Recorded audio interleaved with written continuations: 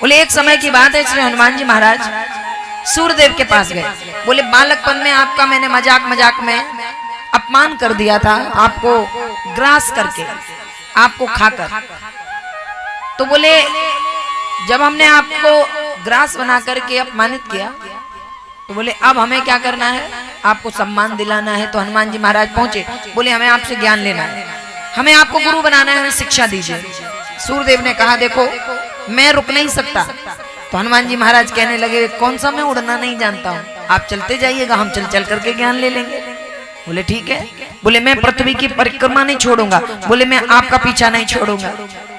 तो आगे आगे सूर्यदेव और पीछे पीछे हनुमान जी महाराज ज्ञान ले रहे हैं और परिक्रमा चल रही है। बोले जब ज्ञान ले रहे थे तो समय आया, आधा ज्ञान हो गया। अब आधे ज्ञान पर गुरुदेव ने कहा बेटा कल से मत आना। हनुमान जी महाराज बोले ऐसी क्यों बात कर रहे हो गुरुजी, कल से क्यों नहीं आऊं?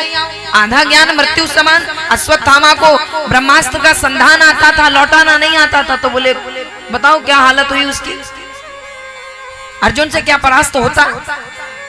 तो बोले मुझे पूरा ज्ञान चाहिए। तो अब सूर्यदेव ने कहा पुत्र अब ये जो आगे का आधा ज्ञान है ये बोले विवाहितों के लिए है, तुम तो कुंवारे हो, इसके लिए है। बोले विवाहित गृहस्थी धर्म के लिए। बोले नहीं मुझे पूरा ज्ञान चाहिए। तो बोले तुम्हें विवाह करना पड़ेगा। अब हनुमान जी महाराज चुप रहे। बोले हाय ये क्या कह दिया, विवाह विवाह से मुझे क्या लेना देना, मुझे तो केवल और केवल भगवान के नाम से मतलब है। मैं राम को ही कर्म समझता हूँ, राम को ही धर्म समझता हूँ, राम को ही नियम गृहस्थी वैराग संन्यास सब कुछ श्री राम के नाम को समझता हूँ, मुझे क्या मतलब विवाह से। हनुमान जी महाराज से सूर्यदेव ने कहा जो विवाह नहीं करना है तो घर जाओ, फिर आगे का ज्ञान तुमको नहीं देंगे। अब हनुमान जी महाराज अचंभित हो गए, घर पहुंचे, सिर लटका कर बैठे हैं। मैया अंजना ने पूछा क्या हुआ, तुम्हारा मुख ऐसे चिंतित क्यों दिख रहा है? बोले एक बड़ी विडंबना फंस गई मैया। बोले क्या हुआ? बोले मैं ज्ञान लेने गया गुरुजी के पास। अब गुरुजी कह रहे हैं कि आधा ज्ञान तो तुम्हें दे दिया, कुंवारे के लिए था, लेकिन आधा ज्ञान विवाहित को देना है, तो अब मैं क्या करूं? तो माता ने कहा कि तुम गुरुदेव के पास ही जाओ, वही तुम्हें कुछ निष्कर्ष बताएंगे। जब उन्होंने ये मार्ग तुम्हें दिया है तो वे तुम्हें उस पर आगे चलने की भी बात बताएंगे। तो हनुमान जी महाराज पहुंचे। बोले गुरुदेव मेरे तो समझ में नहीं आया, आप ही आज्ञा करो, मुझे क्या करना चाहिए? तो सूर्यदेव ने कहा मेरी एक कन्या है जिसका नाम है स्वरचिला। क्या नाम है? स्वरचिला।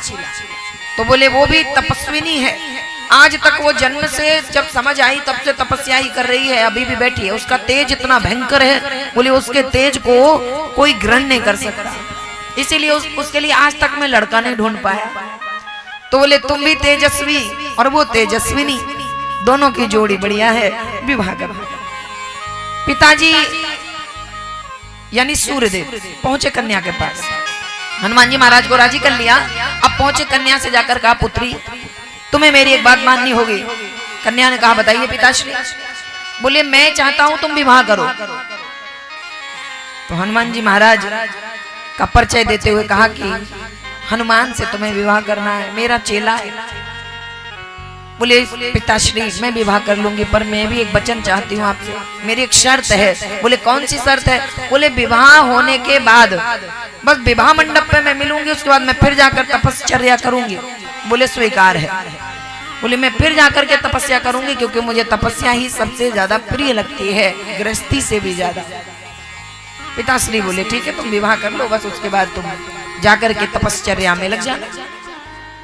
विवाह हुआ, माता स्वरचिला विवाह मंडप में आई, विवाह हो गया, संपन्न हुआ। उसके बाद वापस जाकर के तपस्या करने लगी। हनुमान जी महाराज ने ज्ञान लिया। बोलिए हनुमान जी महाराज।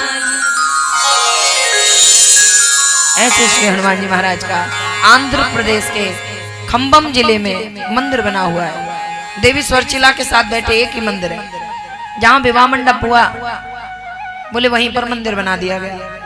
उसके बाद वे दोनों भी मुख हो गए और अपने अपने कार्य में लग गए। वे प्रभु श्री राम के नाम को जापने लगे और यहाँ पर स्वरचिला देवी तपस्या करने लगी। बोले विवाह बंधन का कारण नहीं है, बंधन का कारण हमारा मन है। मन से ही बंधन और मन से ही मोक्ष है, विवाह नहीं है।